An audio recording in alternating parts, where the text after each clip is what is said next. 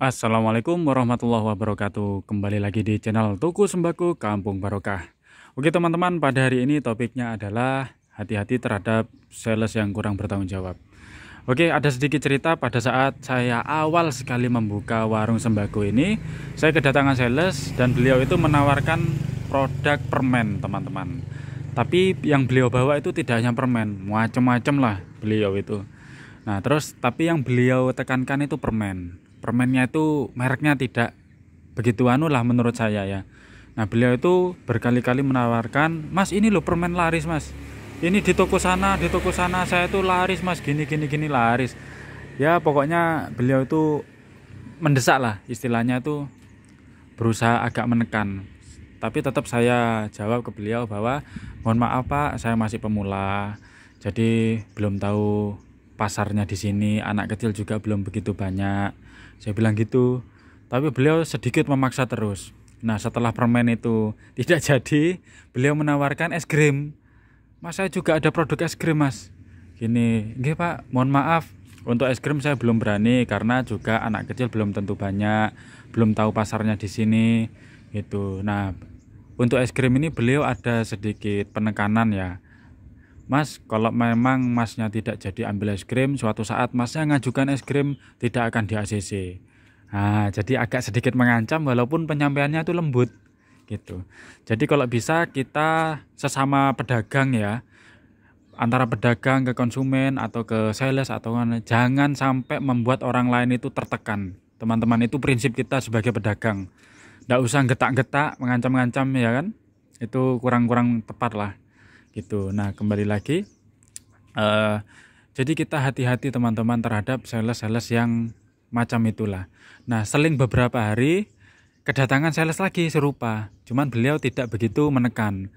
Ketiga kalinya kedatangan lagi, jadi begitu. Nah, informasi dari teman-teman saya yang sudah berpengalaman di warung sembako, biasanya antar sales itu saling berhubungan teman-teman. Dan warung sembako pemula itu jadi sasaran empuk. Nah, karena apa? Kita kan tidak hafal dengan harga-harga, dengan produk mana yang akan laris. Karena tiap toko di tempat yang berbeda itu barangnya beda-beda larisnya. Sebaliknya, ada juga sales yang amanah teman-teman. Misalnya beliau mau nitip barang, terus kita pembayarannya itu enak. Terkadang beliau itu merekomendasikan kepada sales-sales yang amanah yang lainnya bahwa toko si Fulan ini enak, laris, beliau enak, ownernya itu baik. Nah, itu bisa juga ada sales yang begitu teman-teman. Jadi intinya kita saling waspada juga teman-teman. Terus kalau kayak kerupuk ini sistemnya konsinyasi, ini barang titipan ya teman-teman.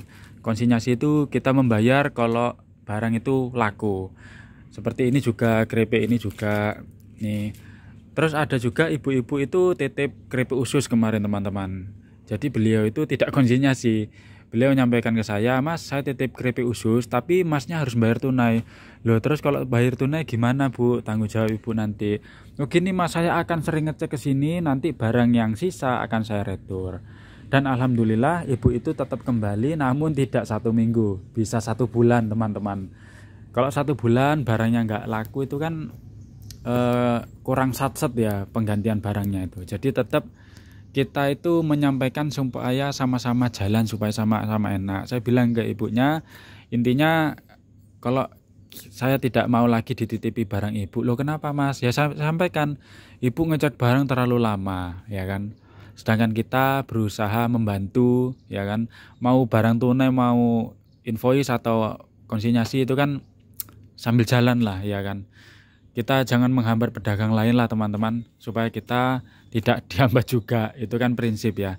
Namun kita juga berhak untuk menyampaikan saran-saran supaya sama-sama jalan teman-teman. Jadi baik barang titipan, cash ataupun anu, kita lihat dulu jenis barangnya apa, sama kita evaluasi teman-teman. Pengiriman berikutnya itu orangnya itu cepet apa enggak terhadap produknya, ngeceknya gitu teman-teman. Terus kalau bisa teman-teman juga menambahkan alat keamanan ya, misalnya seperti CCTV. CCTV ini juga berfungsi sebagai bukti kita, bukan untuk memata-matai, bukan.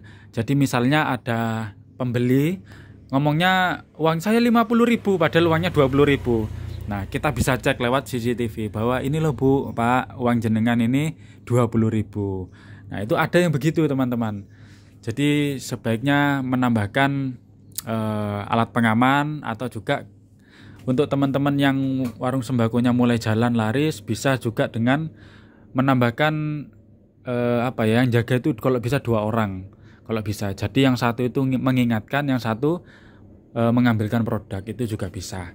Jadi tetap waspada teman-teman, warung sembako itu juga harus disiplin. Selain itu tetap waspada terhadap orang-orang yang kurang bertanggung jawab.